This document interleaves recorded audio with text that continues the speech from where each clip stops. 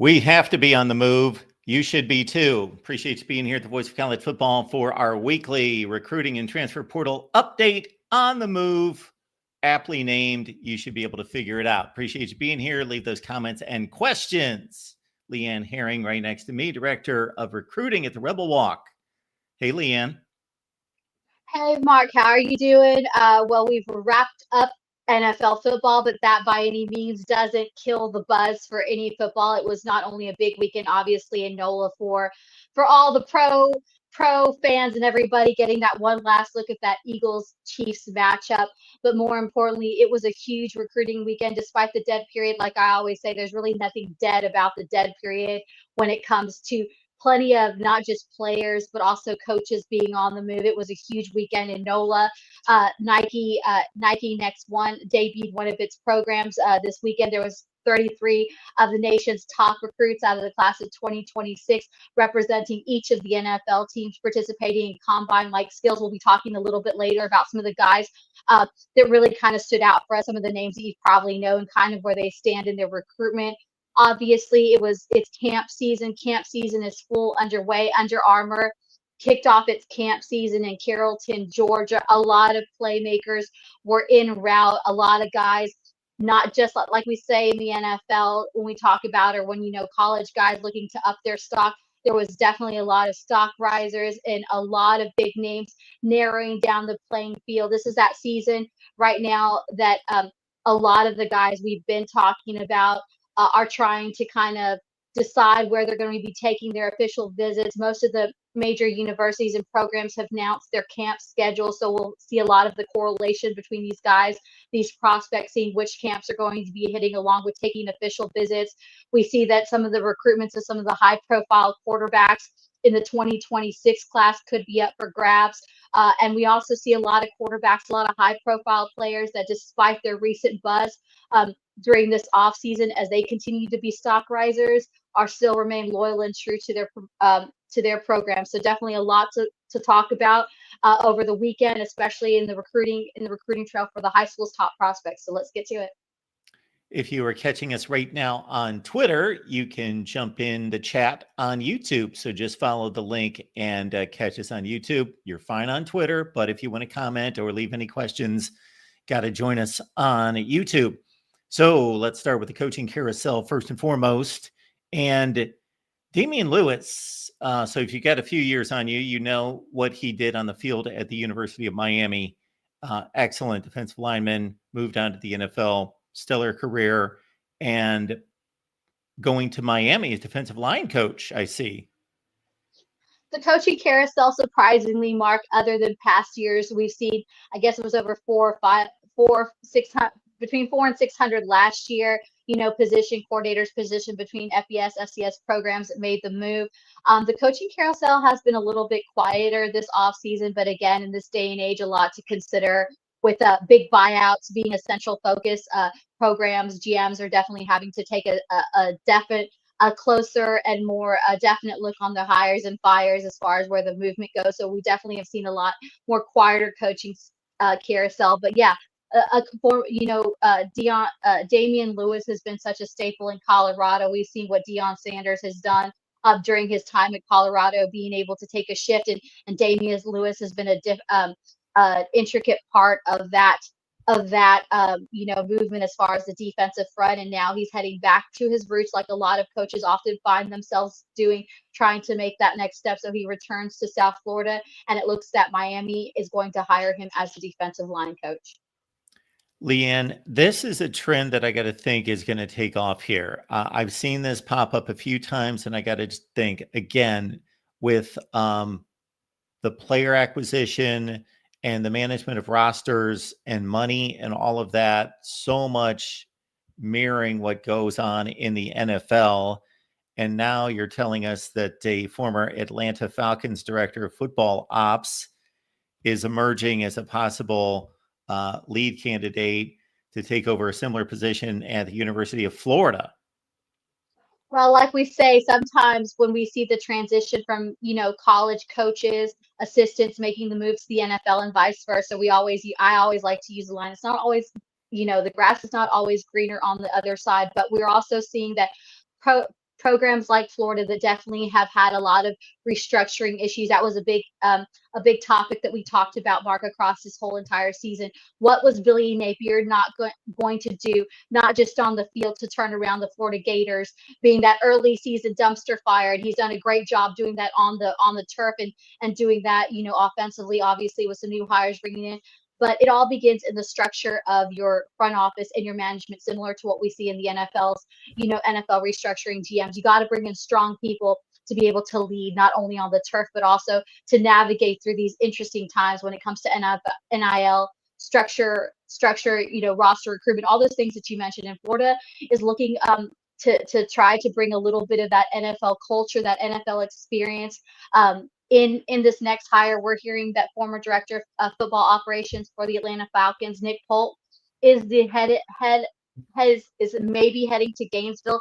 He looks to be the top candidate to come on with the Gators down in Gainesville and try to restructure what's been going on. Florida's definitely got a lot of momentum on the recruiting trail, but of course, like you said, there's a lot of on the business end that Florida's looking to try to restructure. And it seems that Nick Polk might be their guy. Has a strong, during his time in the NFL, was known for, being one of the pioneers, main guys, and really pushing for the structure and the salary recap and management. So definitely when it comes to managing rosters and money and all that kind of stuff, Polk, along with his experience as recently with, I believe it's Athletes First as the agency. He's also done a lot of work with and representing agencies. So Nick Polk is really one of those dynamic characters that would be a great hire in that front office for Billy Napier trying to restructure that football program. Not only does he bring NFL experience, he knows how to manage rosters. And also when it talks about, just an all-around candidate, his work as an agent or with an agency is also a great way to bring in, a new fresh outlook on, the stage of NIL, which becomes such a factor in the recruitment, not just of high school football players, but also roster retention of their current football players. And of course, restructuring new deals for the transfer portal players that, Billy Napier is looking to ink in the spring portal. Polk was actually on board as I review his resume in Atlanta during the Falcons Super Bowl run with Matt Ryan at quarterback in 2018. And so he was part of that front office surge there in Atlanta. So on board in Florida now. Now there's a few other coordinator hiring situations that we've encountered over the last week to 10 days that have been rather titanic in the college football landscape when a national championship team loses both its offensive coordinator and defensive coordinator. The DC goes to a rival in Penn State. Of course, we're talking about Jim Knowles. We're also talking about on the offensive side with Chip Kelly going to the Las Vegas Raiders that I don't know, was it an hour after we were talking about it last week or 2 hours later? It was right off the heels of our conversation about Brian Hartline. And you more so on our show. I'll give you a ton of credit for that. Basically giving the recommendation that he was the guy that should be hired. I was on our Buckeye show the next day or later that day, and I certainly lined it up in a similar fashion that he's been on the staff since 2017. He's done everything right. He's been named the top recruiter and assistant coach several times, just again, in line to do all the right things there at Ohio State, but they make it official a few hours later that Brian Hartline's in place at Ohio State. And that's kind of where the coordinator who's winning, that's kind of where I was kind of going with it. We talked about it, Mark, you and I. Hartline just made the most sense. Of course, Ohio State had all the flash and had everything that they could bring enticing when it comes to being able to entice coaches. They had their pick of the litter. But again, like you said, Brian Hartline just made the most sense. He had the best continuity, the smoothest transition, proven track record for development. We know what he can recruit. So it was just a hot hire to make sense. But again, it also has kind of shifted gears. I talked about, how the coaching carousel has been fairly quiet when it comes to the head coaches, but the position that really has been emerged and has become kind of top priority for a lot of top programs looking to stay on top and looking to rebuild has become the coordinator position. So, Brian Hartline definitely led the way that in showing that hard work often pays off. Loyalty often does pay off. But again, not going too far across the board. Penn State defense made quite the swing move in finding their next, defensive coordinator. We saw that Penn State wasn't really in the need or in the market for looking for for to bolster their defense. They were in a pretty good situation there in the Big Ten, leading the way. They were, like I say, they weren't really waving that white flag for an SOS, but you got to stay competitive. You got to stay in the mix, and especially in the Big Ten. So Penn State made a heck of a move in going not too far across the way and getting rival in Jim Knowles. He's going to make the move to Happy Valley to help continue, like I said, that the Nittany Lions defense has found a lot of success this season. Obviously, we know what he did with the Buckeyes. He's something that can build on the talent that's already existing. Of course, he's going to be inheriting a pretty strong defense, in Dennis Sutton and Duran, just a few key players, along with some of the guys that are, going to be returning. Where on the opposite end, Ohio State is going to have a tough job in not only filling that role, but also having to attract a lot of talent and trying to rebuild that defense. So Penn State definitely winning on that hire, not going too far across the way to hire Jim Knowles as the new DC over there. Like I said, he's going to have a lot of things, foundational talent to work with. Continuing, I think what you like about Knowles, he knows how to obviously coach a strong defensive front. He's got great development, great productivity, but most of all, he knows how to make a defense cause disruption, and I think that's the biggest edge that Penn State is looking for, to be able to compete and try to stay competitive in the Big Ten. Obviously, knowing what they can get with Ohio State across the way. So really liking this hire. I like where they went to go pick the talent. If you want to be the best, you got to go pick from the best. And obviously Penn State doing that with Jim Knowles. So very interesting hire. I think this is going to be a winning hire, and Jim Knowles shouldn't have a difficult transition in what he's going to inherit as far as the players he's going to be able to build upon in Happy Valley.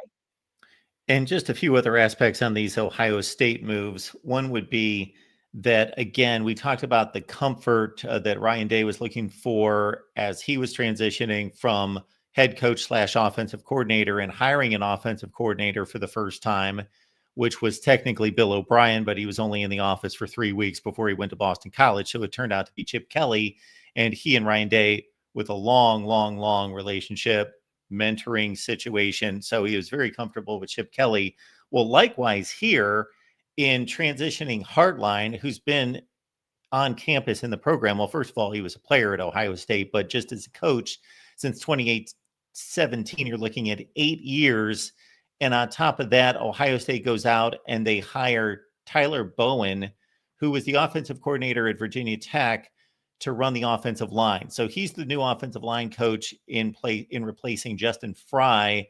And so what they do there is they take an inexperienced offensive coordinator in Brian Hartline, who's never called plays, but they bring in Virginia Tech's offensive coordinator, who obviously has experience calling plays, to help with that transition. The Knowles situation, again, interesting in that he was the highest paid coordinator in the country at Ohio State. Penn State even upped the ante to steal him away there. And again, some discussion that we talked about here last week with when Jim Knowles had a few shaky performances in the last couple of years, wasn't real happy with Ryan Day, clashing with him and calling him out at times.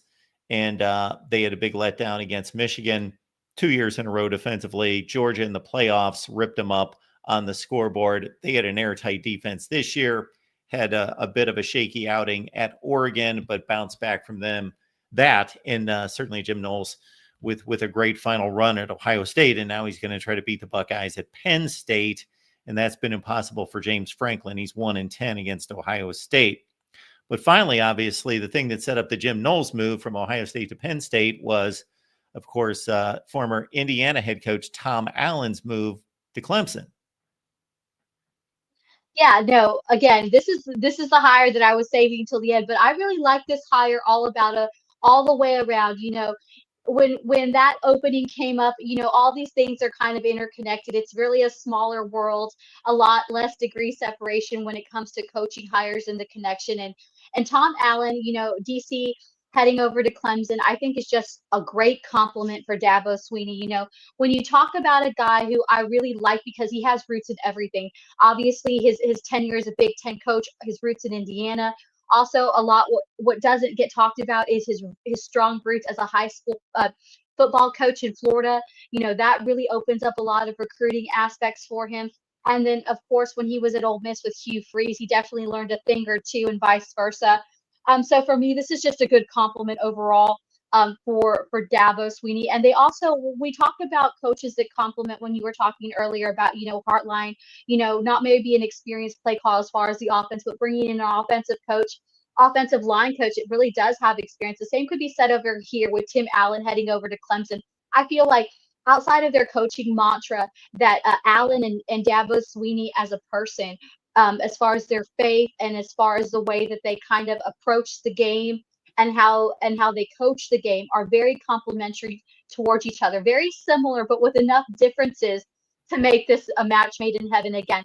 I really like this hire because not only I think will Tom Allen bring experience to this Clemson. I think he's just going to give him a nice bolster and a compliment. But I really like him, not only what he's going to do on the field, but I think his relationships that he's had in different sectors, in different regions, especially in the South, working under Hugh Freeze, and like I said, his time in Indiana. But most importantly, that Florida high school coach position really, really opens up the doors. In this day and age, it's about relationships, and I think that him having such a strong footing in the South can really bring a new kind of wave of recruiting, especially with a guy like Dabo Sweeney, who finally made the jump, realizing he needs to use the portal, but has really got his bread and buttered and built his foundational depth on both sides of the ball from the talent in the high school portal. So I think that this is a really strong move because I think Allen having those ties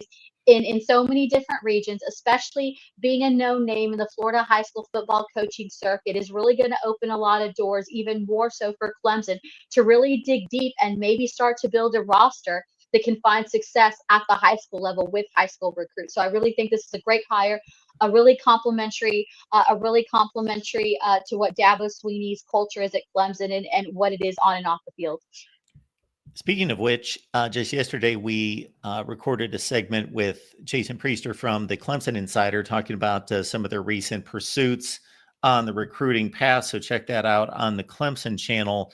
And Tom Allen, this guy, I think he's mellowed just a little bit. But if you want to see some funny coaching tape, you're going to see Tom Allen in his first couple of years at Indiana. For one thing, he headbutts a player that's got a helmet on. And he's just got a bloody gash on his forehead after he does that. There's another shot of him after a game where the stands at Indiana are pretty high. It's not like you're just across, like they're like 8 feet in the air, and he's like leaping up in the air, high-fiving the fans after a win, and he falls down a few times. He doesn't care. And so Tom Allen's an intense guy. But I did catch from his news conference as he was introduced at Clemson where he said, okay, I've lived a coach's life. I've been all over the place, every couple of years somewhere different. I think he's got at least one daughter in high school. And he said, I just want to call a place home, settle down, be right here for a few years, at least, if not for the rest of my career, and just make this home for me and my family. So like you said, I think Tom Allen, with the way he approaches the game, but also approaches life and family and faith and all of that, fits in with Dabo Sweeney. So that should be intriguing to watch, as we hope this is intriguing to watch each and every Tuesday at 1 p.m. Eastern time with LeeAnn Herring and myself talking recruiting and the transfer portal, and also some coaches rumblings and transition as well. And there's good reason you should watch this show. Well, we have fun. That's one, but maybe even more so than that is certainly LeeAnn's stellar line of experience and background in the game of recruiting, football, national recruiting analyst here at the Voice of College Football, but currently the director of football recruiting for the Rebel Walk, 15 years in the SEC as both a sports journalist and scout, on-air analyst, the Big 12 Sports Radio there on 96.1 as well. And actually the resume goes on and on and on from that. That's just what we sized it down to. So LeeAnn, we always appreciate you being here and lending your expertise here at the Voice of College Football. Well, I appreciate you guys and appreciate the Voice of College Football family welcoming to me and giving me a platform to talk recruiting. I've had the pleasure of being able to see the game from many different angles and experience it for different angles. But recruiting probably by far is my most favorite part of this game. And like I said, it's never ending. They always say, "Be careful what you wish for." Mark and I were talking about this the other, I think it was last night. Just kind of talking about, I always used to say when I was young, to my mom, being an only child, I'm bored, I'm bored. And that's that I was involved in a lot of things and everything. But recruiting, I guess I got my wish because recruiting, like we always say, is there's really no off season. Like we say, our motto is the voice of college football, no off season. And recruiting is definitely one of those games that is very fulfilling as far as, when your coach being able to, change lives of dreams, but, also being able to report and talk about the journeys of these great individuals, these great kids. And it's definitely changed over the last 15 years, especially here in the SEC, as far as the evolution of recruiting. A lot of factors, a lot more on the move components. But yeah, we are excited to be here with the Voice of College Football every Tuesday at usually 1 o'clock, but there was a lot of information going on. So we had to push it back. So thank you guys for our regulars who tune in, but make sure you guys subscribe to the channel because it's only going to get more jam packed from here. Like I said, camp season is officially here. Uh, Colleges are announcing all those camp dates. So of course, a lot of guys are going to be on the move. So we're going to be on the move with them. We'll be hitting 7-on-7 here in the next couple of weeks. We look forward to join Billy Tucker and his staff over at the Under Armour with their series of camps and combines coming up. So Mark and I will have a lot of breakdown and bringing you a lot of recruits and also bringing you those guys on the rise. So we know that we have a lot of fan channels here at the Voice of College Football. So for all you Michigan, Ohio State fans, Vanderbilt fans, SEC fans, Big 12 fans, there's a lot of recruiting ground to cover. So make sure you guys comment, let us know some guys you're watching, or some guys you want to hear about, or we'd love to bring them on the show. LeeAnn's going to the top of the recruiting board for a lot of these prospects today. So I get my list from LeeAnn, I get my marching orders, and she lines me up with all the latest.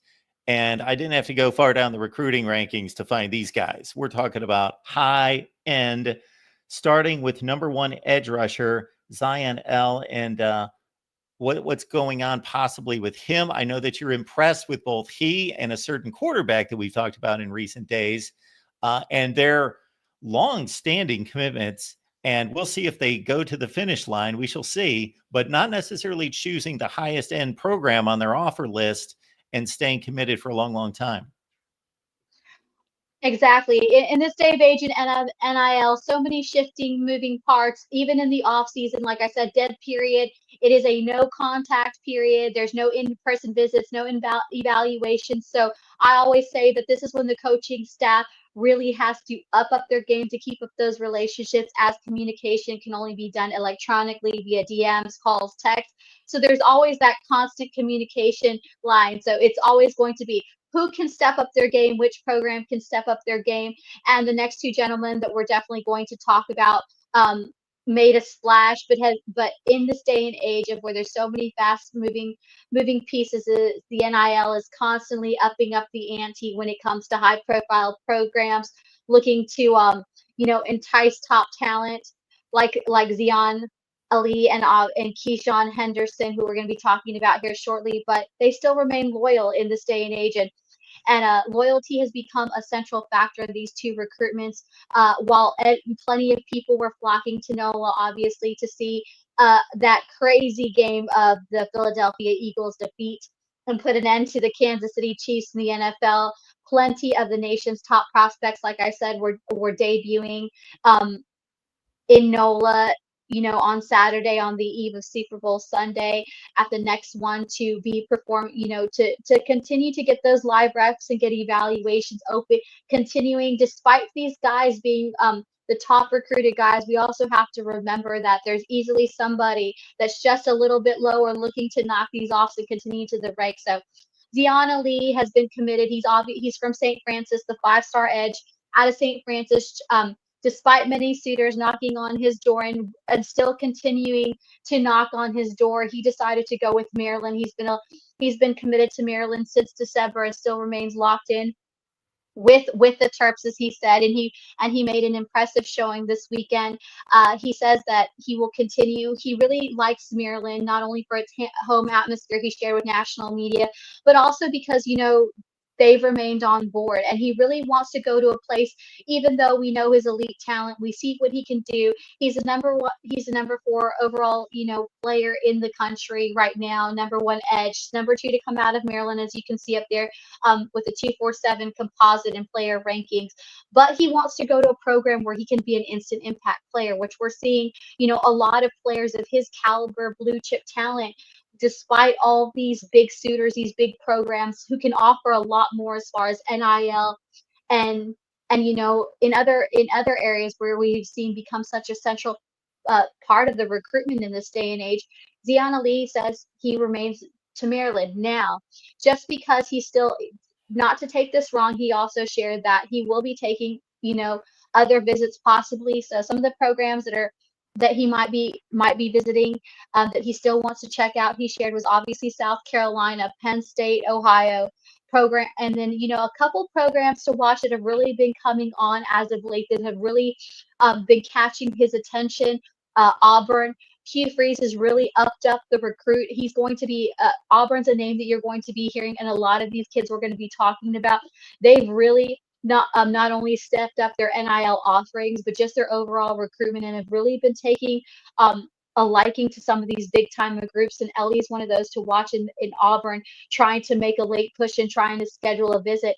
And another top one that we shouldn't be surprised when it comes to the recruiting trail that we should hear, Texas A&M is another dark horse in Ellie's recruitment, trying to not only secure an official visit, but try to get some momentum and steam, hoping that they can be the program that can entice him to not only make a visit, but possibly flip. So some of those are the programs. Obviously, those are programs that have strong prowess in product and productivity when it comes to their defenses. They definitely have a track record of they check off all the boxes, as we like to say.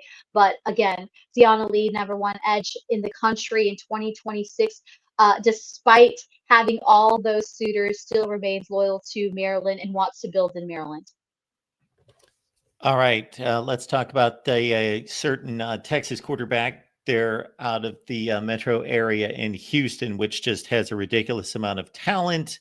If you check this from year to year, Houston, Atlanta, in terms of major metropolitan areas, number 1 across the board in producing NFL players. And Keyshawn Henderson certainly looks like he's going to be one of those guys in a few years. He really is. He's as advertised. There's definitely something in that Houston water. I used to say when DJ Lagway was playing over in Willis, Texas, which is not too far from Spring, Texas, where Keyshawn Henderson calls home at Legacy Sports and Science High School, where he's played multiple positions there. There is definitely something in that Houston water that just is known for developing talent in all positions. Again, we've talked a lot about Keyshawn Henderson's story. If you don't know his name, you probably do know his name now. This is a kid who's played multiple positions. He really does genuinely, certifiably bring a new meaning to the when you see athlete. But this is a kid who, despite being successful at every position that he's been thrown into, to play at every level in the transition he's made at his high school career, this is a kid who's got a proving ground, and he's determined to show that he's going to be an elite quarterback. And he had no problem doing that across these last couple of weeks. I think he really had his coming out party. There was a lot of buzz. Those who have watched him here on the Texas circuit and had the opportunity to watch what he can do, during this past high school season, during the football season, knew what kind of talent that he had overall and what he could bring. Now, the question was, could he really kind of settle into the QB position? And he really did. And like I said, at the Navy All-American Combine week, and during his time at the Navy All-American, making the sole winning, scoring game touchdown for the West team, inking that, sealing that deal of leading them on to victory as a junior.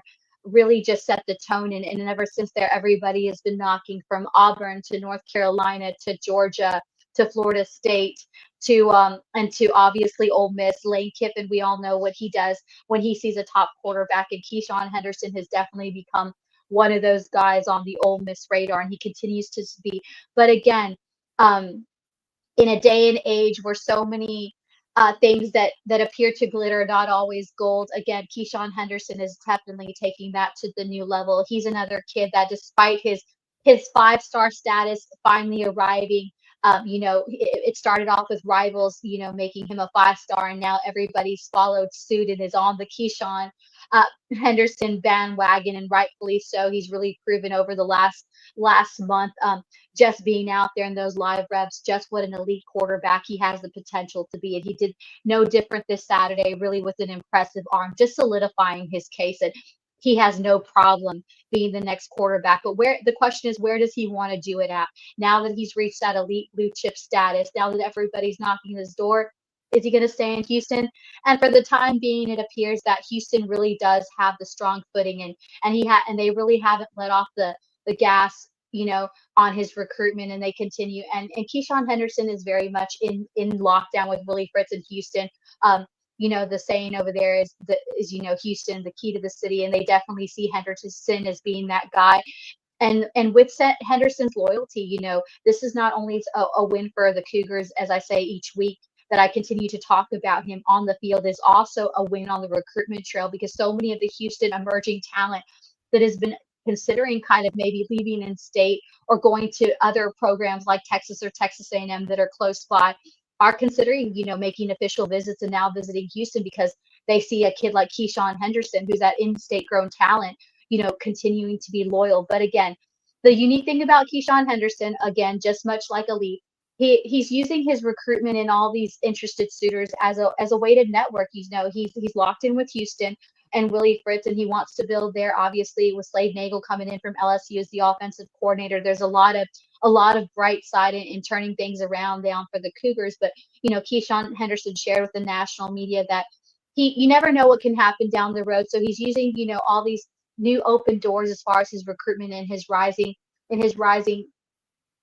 stock rising, that he wants to use these as relationships. So he's locked in, but it's not going to stop him from possibly taking visits. There's nothing outside of of him obviously attending an official visit later in June for Houston. But some of the schools to watch, that he said, obviously are Auburn. I told you Auburn. Hugh Freeze was not going to let an elite quarterback, out of his side, and Keyshawn Henderson's definitely one. So Auburn, Georgia, and SMU are some of the schools that he shared have really continued to recruit him strongly and have been kind of on the horn. Ole Miss obviously is a name that's popped up a couple of times, but and Florida State, but right now it seems like Auburn and Georgia and SMU are really the guys who are really been pushing for Keyshawn Henderson, trying to get them, obviously to get him for a visit and stuff. So this is a really interesting recruitment. Really glad to see that Henderson is finally making a name for himself on the national circuit. Like they said, it just takes that one moment. And I think a lot of times, while you can see a kid on film, especially in his case where he's played multiple positions, you don't know at the next level what he's going to be recruited at. But I think he's definitely made his case that he can compete as a quarterback at the next level. The question is, can Houston hang on till signing day? And it seems while others are knocking at the door, that Keyshawn Henderson wants to build in Houston. Probably the best way to track LeeAnn's work is just to follow her on Twitter, and you see the handle right there on the banner.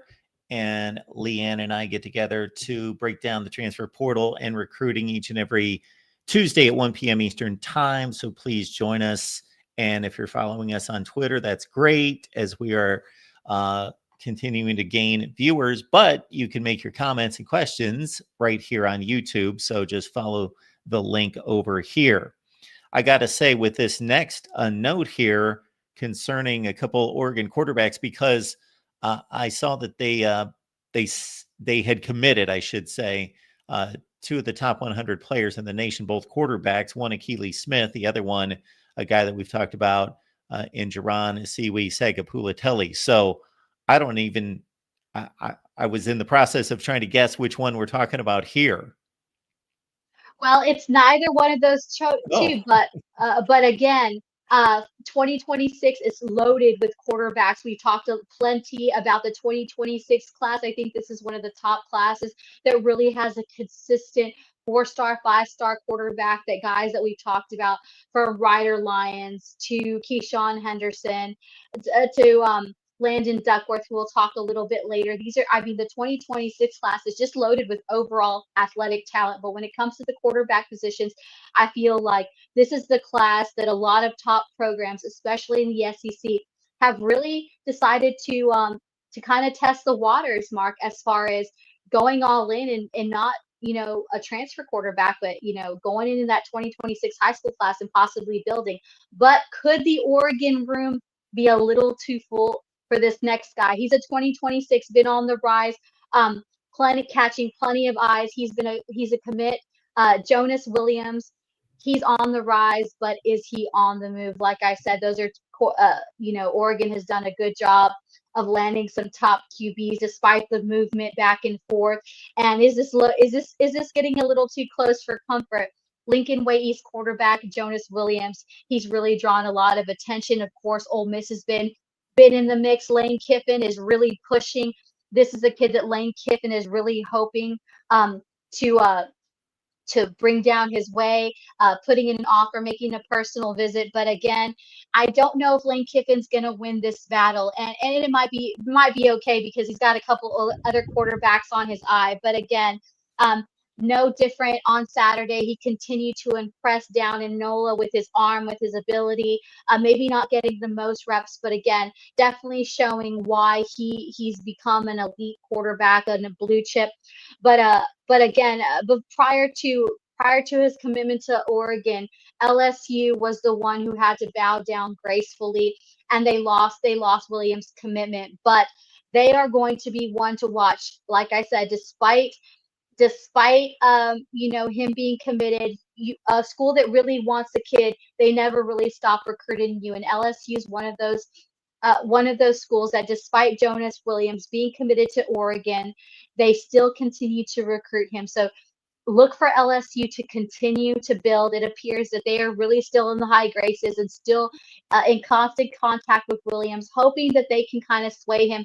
There's a lot of things looking up this offseason in LSU, and the Bayou Bengals definitely look to attract Williams, but not so fast. Lincoln Riley has really tried to bring some star power, some sensationalism, to really bring a more all-around offensive scheme down to SoCal. And can he do it with Jonas Williams? He's another guy who, and USC and the Trojans, who are definitely trying to be in the good graces.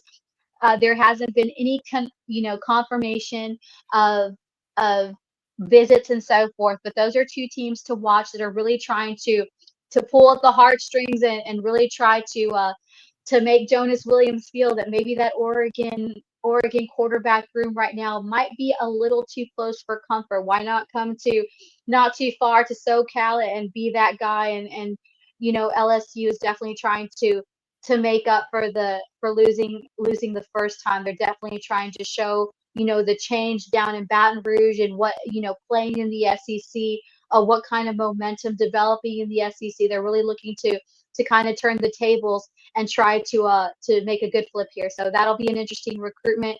Again, like I said, Lane Kiffin is not too far behind, but it appears that LSU and USC are looking to flip Oregon QB commit Landon Williams, to their respective programs. Jonas Williams, not Landon Williams. And of course, quarterbacks are only valuable if they're still upright and not on their backside. And that's one of the reasons why the second highest paid position in the NFL is offensive tackle. And there's a good one in Jackson Cantwell, who's a 5-star. And so who's in the mix for him? Well, there was a lot of offensive tackles that have really gone high value. They're 4 or 5-star pluses, as we like to call it, with some of the recruiting services that were representing this weekend in NOLA. But Jackson Cantwell is kind of the guy that really had the buzz as far as the top OT, elite blue chip guy. You can't miss him with his 6'7.5" frame, roughly about, out of Nixa High School in Missouri. He has narrowed the playing field, picking his top schools. Obviously, Georgia has really made a huge push for him. Miami, Michigan, Missouri, Ohio State, Oregon. Um, he's looking to possibly make a decision this off season prior to his senior year, but nothing has been confirmed. He kind of shared that the fact is that all of these schools he could see himself up. That's what makes the decision so tough. Right now, most of these guys can say, well, I'm really hot on this school, or this school really is. But Jackson Cantwell is not there yet. He's just says he has he's really tough time, really narrowing down. He plans to take some visits. Like I said, Georgia seems to be the front runner from the outside looking in. They've been the one who's really recruited and built the most relationships with him, had the most contact, really have never let off the gas as far as his recruitment, and he's built a really strong relationship. But Cantwell has shared each one of these schools that I've talked about, I plan to visit. Now, the dark horse to watch, who could really be the spoiler, and I know that TJ is really going to like this, and I'm sure he's talked about it on the Michigan channel. So if you want more on Jackson Cantwell being the dark horse and landing 5-star recruitment, I'm sure TJ and company over there at our Voice of College Football Michigan channel are cooking things up.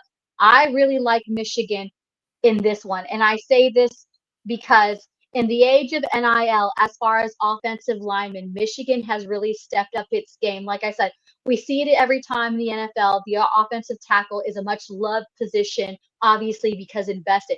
But Michigan has become really a destination for offensive linemen, not only because the NIL package that they've managed to put in this past recruiting cycle, with not only some unique elements that I think Cantwell would be interested, but Michigan has always been one of those places where they have really showed genuine love and recruiting offensive linemen. And I really think that those two key things in the mix really puts Michigan in a strong footing.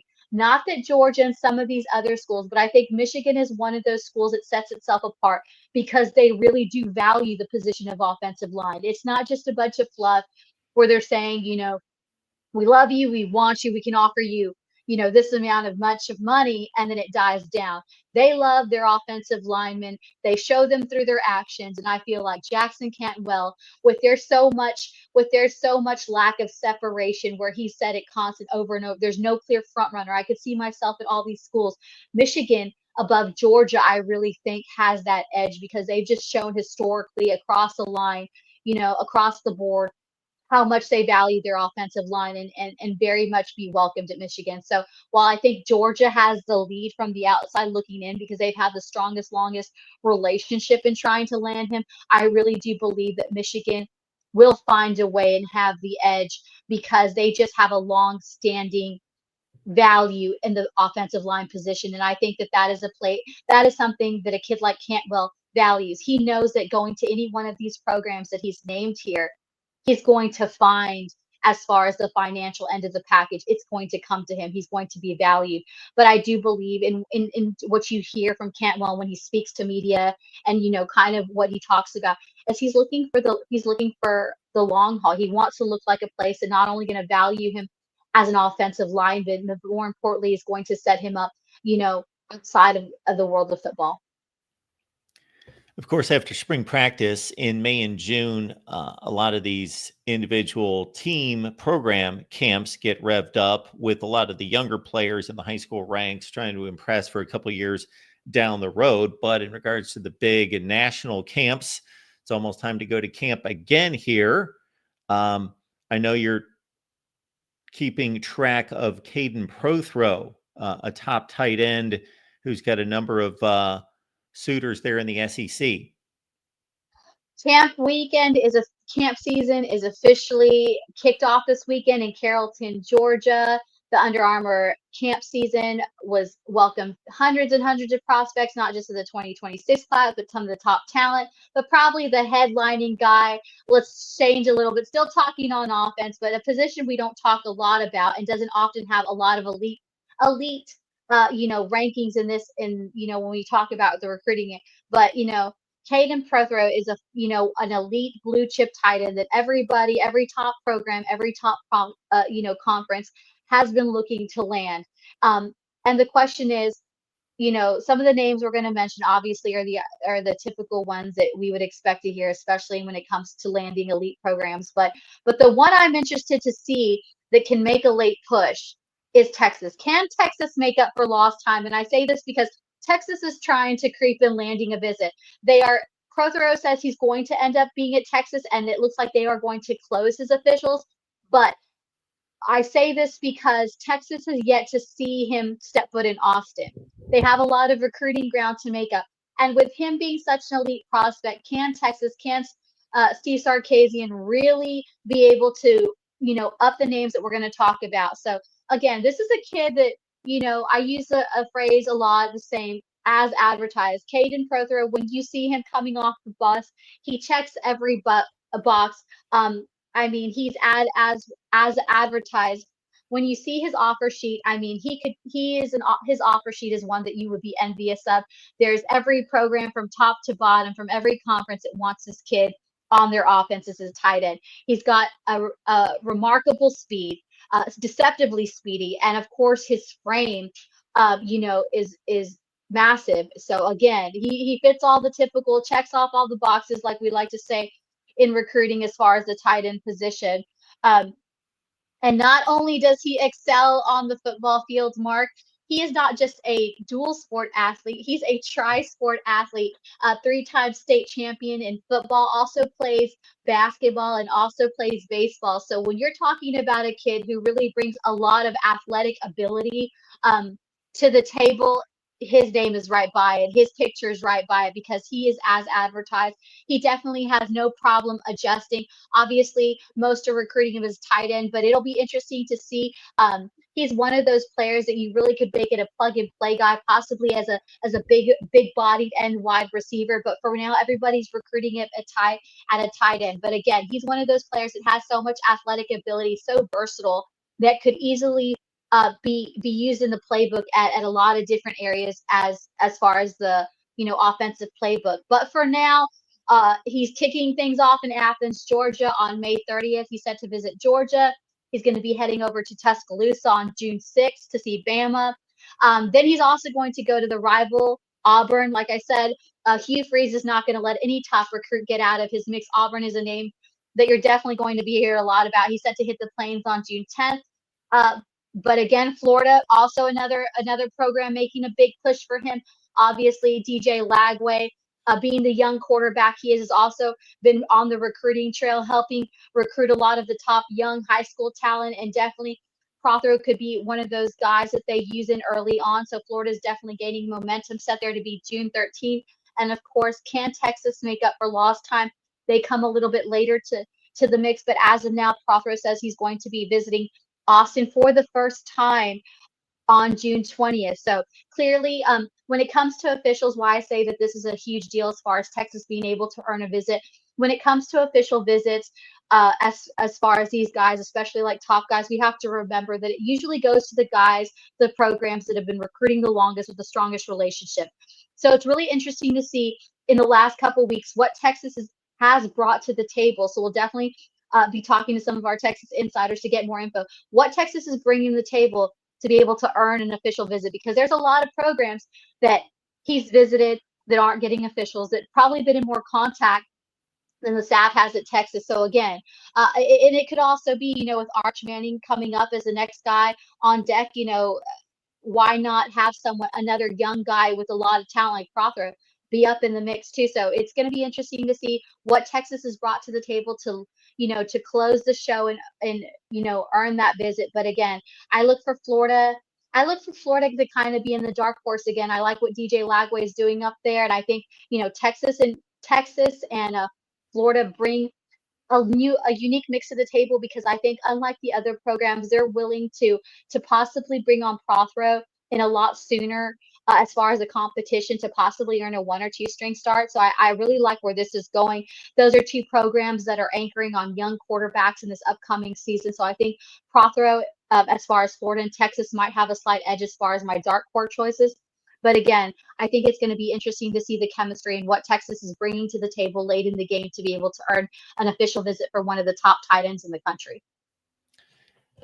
I don't know what it is, LeeAnn, but it seems like every time I turn around, I'm talking to somebody or talking about somebody who's got ties to Ole Miss. I don't know what the deal is in my life these days, but I guess Preston Ashley would be the latest name that I'm not real familiar with, and maybe Hugh Freeze figures, hey, I got ties to Ole Miss as well, so I'll take my shot at the Ole Miss legacy. Well, Hugh Freeze and Lane Kiffin continue to battle on and off on the recruiting trail. The Auburn Ole Miss battle runs deep since Hugh Freeze left Oxford, obviously, and not so happy terms, heading over to the Plains looking to rebuild. But one thing that you cannot deny about Hugh Freeze is his recruiting ability and what he can do as a recruiter during his time at Ole Miss, and obviously what he's trying to continue to do at Auburn. But one state that he really has strong ties, and despite him going over a couple states over to Alabama, he still has strong ties in Mississippi, and he's looking to pluck one right back from the backyard of Lane Kiffin and his staff in top corner. Preston Ashley, his Preston Ashley out of Brandon, Mississippi, has been on the rise. He's a name we haven't talked a lot about, but he's definitely been making waves on the circuit within the state of Mississippi. And again, Under Armour camps like these are really a stage where a lot of these rising recruits can continue to up their value. And Preston Ashley definitely did it this past weekend and debuting, over in Carrollton. This is a kid that Ole Miss has heavily been recruiting, not just because of his athletic ability, but obviously because he's a legacy at Ole Miss. So they're always looking to keep those football DNAs, those good Rebel genes continuing. But like I said, Hugh Freeze has built such a stronghold despite him being removed from the program, seasons ago, that he still has strong ties. And Preston Ashley is definitely, despite his loyalty and legacy to the Rebels and to Ole Miss, he's definitely considering Auburn a lot more than Ole Miss probably is comfortable with. He's Ole Miss has made no excuse. They visited, been in constant contact with him. He's been one of their priority targets. But again, Hugh Freeze has a way of kind of working that magic, and the Tigers have definitely been one to watch as of late with Preston Ashley, to try to take him out of the SIP and move him to Auburn. He shared about some of the other schools that he's looking at, aside obviously from Ole Miss, is and Auburn, is Florida State, Louisville, Mississippi State, and Tennessee seems to be lurking, and has done kind of a quiet recruitment with Preston Ashley, but that will be another dark horse to watch. As of now, it looks like he has set visits to the Plains, to Starkville and to Oxford, which he's visited several times. So this will be another interesting recruit to watch, as far as, will he stay in house? Will the battle, because this is a triangle battle if you look at it, because of course not only is Ole Miss trying to fend off rival and nemesis Hugh Freeze, they're also trying to fend off Jeff Lebby, and former offensive coordinator at Ole Miss, who's obviously the head coach for the Bulldogs down in Starkville, for one of the top recruits not only in the country but in the SIP. Again, this will be an interesting one to watch. But I'm excited to see his progress again. He's really just kind of been one of those quiet stock risers that you like to see, but also kind of brings a lot more shine back to Mississippi. I really think that this camp season is really where we've seen a lot of kids like Preston Ashley, a lot of kids from the Mississippi talent pool really shine. And we'll talk a little bit more about it tomorrow on our Ole Miss Live show. Got a special guest coming on tomorrow that we can't wait to have here in the SIP in Oxford that we'll share. But again, we'll talk a little bit more about Preston Ashley, but a lot of guys from the SIP making moves, and Preston Ashley is one of those guys. But who's going to be the winner? Auburn coming on strong. Can Lane Kiffin and all that extra Pilates and all that extra stuff and all that endurance he does in that off season outweigh Hugh Freeze out of the Plains? We'll see. Well, quarterback Landon Duckworth was already well thought of, no doubt about that, as one of the best quarterback prospects in the nation, but he apparently really helped himself over the weekend. He did. Again, he's really another stock riser. Those who have seen him on the circuit, Ole Miss has been really high on him. Again, like I said, I think this is the first season that I really see Lane Kiffin really go out there and really make it a point with this 2026 quarterback class to make his presence known in several different areas with several different quarterbacks. And Landon Duckworth, Lane Kiffin personally going out to Jackson a couple weeks ago to talk with Duckworth, kind of show him, what he can do for him. Obviously, Ole Miss, we have no question. There's no question, just kind of the development and what Ole Miss can does. And so they're continuing to keep on that stretch. Of course, Duckworth was committed to South Carolina. And he's just really upping his stock. We saw him all weekend. He's been just rambling really high on the Rebels. So Lane Kiffin has definitely looked to keep him there. The love is real. He talks about having the opportunity. He was in Oxford this past weekend. This past weekend for Junior Day, really taking the time to sink in with the staff. Taking time with offensive coordinator Charlie Weiss to kind of see the role. So he really feels like he could be at home in Oxford. His talent could really develop. But again, like many of these kids, they are weighing their options. Despite him being decommitted from South Carolina, once again, South Carolina still continues to recruit him heavily.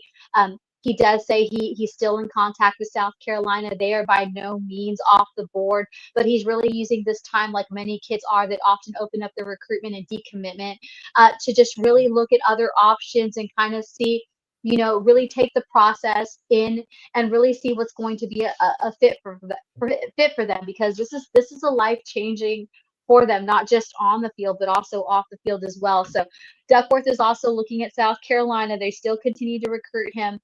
Some other schools, obviously, to watch that have been coming on very strong, and he's hearing a lot from here as of late, is Georgia, Florida State, that he's in constant contact with. He shares, and he plans to visit all of those along with Ole Miss. And once again, we'll head back to South Carolina in the spring, but no official dates have been set. But again, Georgia and FSU have been in very strong contact along with Ole Miss. So he's looking to make stops at all those schools. He still has there's still the door open for South Carolina. So of course, we know that there's a huge pool of 2026 quarterbacks that Ole Miss is looking at. Duckworth, Henderson, Ryder Lyons obviously would be at the top of their list, with the commitment of his go-to guy, Jameson Powell, who we had on the show here a couple weeks ago. So there's a lot of options if you're looking for a quarterback. So the quarterback remains a high value position, but the Ole Miss Rebels definitely looking to continue to build a strong relationship and remain in good company with Landon Duckworth, and it seems like they're doing a pretty good job. So when the spring dead period reopens up again here on March 2nd, Duckworth will definitely be making a stop to back into Oxford and looking to continue to build. And you can bet that Kevin Bolden and Lane Kiffin and all that offensive staff continues to be stepping up their game, especially with Georgia and FSU and South Carolina lurking. We're on the move right here at the Voice of College Football each and every Tuesday, 1 p.m. Eastern Time, with LeeAnn Herring, recruiting director at the Rebel Walk. And LeeAnn keeping us up to date on the latest storylines on the top prospects across the nation. And I don't know how you track down all these guys. I guess it's one part hustle and it's one part charm, but you were able to get all sorts of great interviews and comments from some of the top prospects all over the place, but especially in the South and in Texas. And Sean Spencer is a guy that you caught up with recently.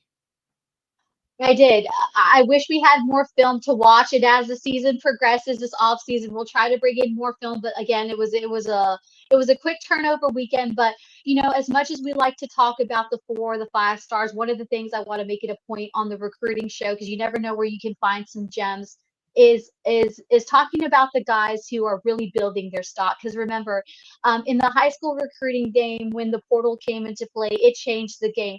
So we have to remember that even the top guys are always constantly having to build their stock. That's why we see that these camps 7-on-7 have turned a new leaf and become even more valuable.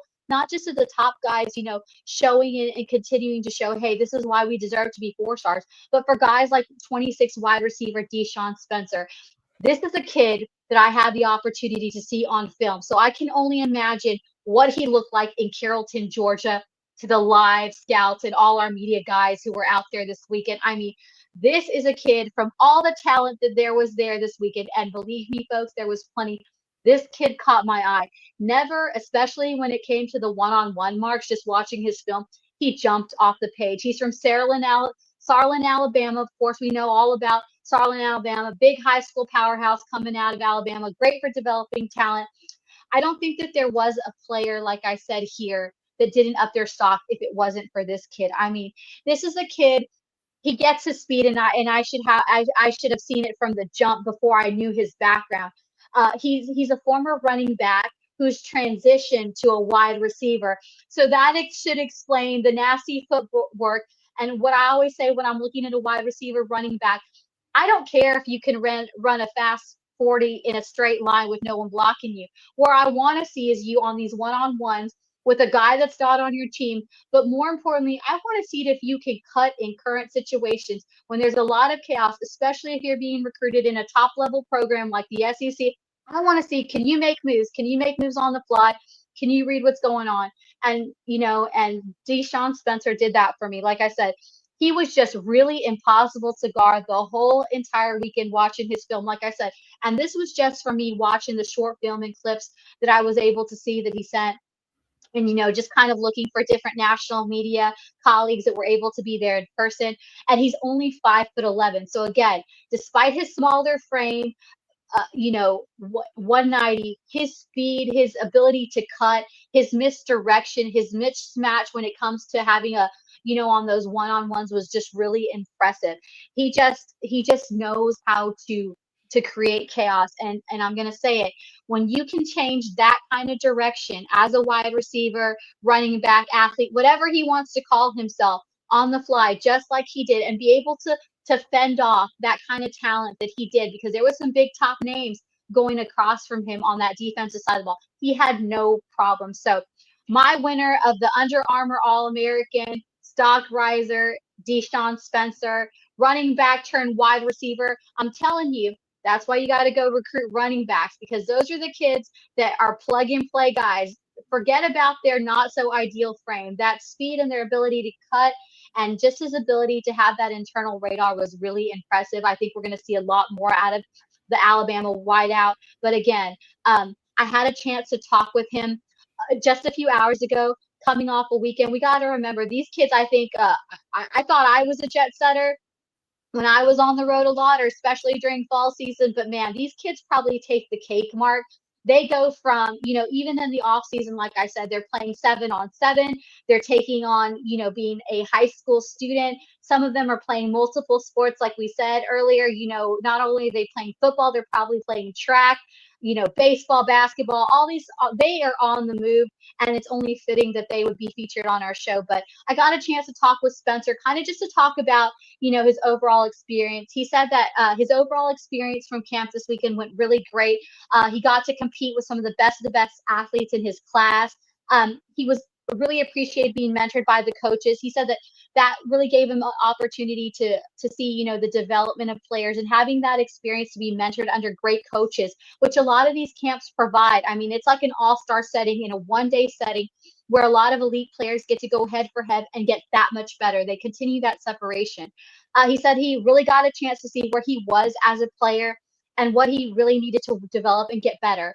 As much as you hear the praises that these kids have from themselves, in a kid like Spencer, he was there not only to go for the head on for the best, show what he can do, showcase his elite skill set already. What he was really there for, like he said, was to get better, because he knows as a player that he's in a company of the best across the board. So how does he continue to separate himself? So he said, going to this camp experience, being there for opening weekend of Under Armour, getting to work and being mentored was just a great experience. But most of all, he was there to show how he can get better, how he can develop, how he can continue to stock rise. And of course, after this film, I'm sure that there's going to be plenty of people calling him, plenty of people watching him, looking to throw down that offer. But we talked about some of the schools that he says he's really interested right now. As of now, Georgia Tech, Vanderbilt, Tulane, and Arkansas are some of the schools that have really kind of shown love to him, appreciation, been in constant contact with him. He says, of course, there's more colleges that he wants to visit for sure. He really wants to take out and be, kind of feel out his recruitment and pick a few more to add to his list. But he said right now those are some of his top schools, but he knows two schools that he's going to be visiting for sure in the upcoming spring. He hasn't set a date, but here we go. Hugh Freeze at Auburn and Tulane. So Auburn really making all the moves this week, between getting the selected players as far as both the next one camp and obviously the Under Armour camp. Auburn's definitely making moves, but again, wide receiver out of Sarlin, Alabama, Deshaun Spencer, running back turned wide receiver, turned a lot of heads. Definitely was our stock riser this weekend at the Under Armour Next camp opening weekend. So if you don't know Deshaun Spencer, you will. And what I noticed there, because I didn't know anything about him, in watching the tape roll with about 5 or 6 catches over and over and over, was, and this is the mark of a really good route runner, is that he was not giving away his move too early in the route. He was waiting until he got to the top of his break and he really pressed into the defender, and then he made his move because he had the defender on his heels, really pressed into him physically, and then made his move and got separation. Because if you make that move too early and break off that route with the defender where he's got 4 or 5 yards to adjust to your break, then you don't get that separation. So that was really impressive out of him, and just watching that little bit of tape out of Spencer. And I'm glad, like you said, and that's just a small sample piece. If you were able to get that, like I said, me watching him on tape, like you share that piece of breakdown, and I really think that has to do with his running back experience, his ability to shape shift, as I like to call it. I said it all year long. Even though Carde Mack was a born running back, that's where his bread and butter. He spent all season leading a task seat as a quarterback, and I think it's just the running back is a little bit different. When you have a running back converted to a wide receiver, they just have this ability to be able to shift because they're having to make a lot out of nothing, often finding themselves in tight positions, having to kind of move and navigate to guys who have a lot of size and frame on him. So I think that Spencer having that running back ability, like you said, being able to kind of disguise what moves he's going to make before he actually makes them is a key component that I think is going to be one of those skill sets, Mark, that is often undervalued, that we don't see. Because again, often you can have an elite wide receiver with speed and frame, but they haven't quite mastered that ability to disguise just what their next move in. But Spencer did a really nice job of being able to not be able to reveal too much early on in the coverage when he had, even on a one-on-one, to be able to reveal just exactly what his next move. And then I think that deception really makes him an even more asset to all these schools that are recruiting. And like I said, I think after this weekend, his stock definitely will rise, and I look for a few other programs to knock him. But again, Auburn and Tulane seem to be in their good graces. So there we go with Hugh Freeze finding a gem in Spencer, and I think a lot of programs are here to follow after this weekend. But again, he will be definitely a name to watch. Another gem is our On the Move show, here each and every Tuesday with all of you. So make it on back next week. Bring a friend or 2 or 50 with you, and we'll talk recruiting with LeeAnn Herring, transfer portal, of course, settling down. And of course, we're during a dead period, but we are headed towards spring practice in a lot of locations in just about a month. And then, of course, another transfer portal cycle after that. But we'll bring you all the recruiting news right here at the Voice of College Football with LeeAnn. And in the meantime, track LeeAnn's work right there on X, Twitter, whatever you want to call it. It's there. You see her handle down below. Thanks, guys, for tuning in. Like Mark said, like, subscribe to the Voice of College Football channel. Make sure you guys drop those comments. I know that you viewing us over on Twitter, but like Mark says, go over to our YouTube page and leave those comments. We check them. If there's any recruits you want us to watch, we'll be heading next week or this upcoming weekend. I will be getting action from the Under Armour camp out in Dallas. They'll have a camp and combine, and of course, plenty more coming over on the coaching carousel. But again, check us out next week here live on Tuesday at the Voice of College Football, because of course there's no off season, so we're going to be on the move.